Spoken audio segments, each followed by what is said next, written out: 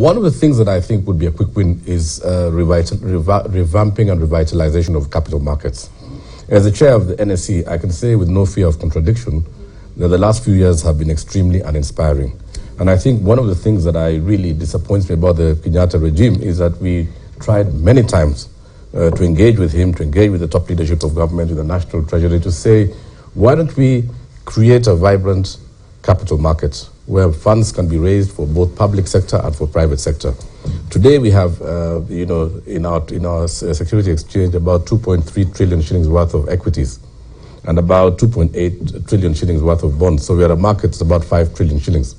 If you look at that, it's really not a significant growth from what it was, say, 7 or 8 years ago. In the 10 years that President Kibaki ruled Kenya, we saw a great resurgence of capital markets. The stock exchanges were vibrant, companies were listing, and we have presented a plan to government, which unfortunately has not gained much traction.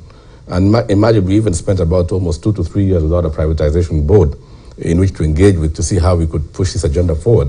But I believe that if we did create a capital market that is able to be the leading one in East and Central Africa, which we still are, despite the fact that we haven't had much movement over the last few years, we need to see more state enterprises being listed. We want to see the water utility companies, the Athi River Waters, the Nairobi water companies come to the market and float their shares. We want to see more democratization of wealth.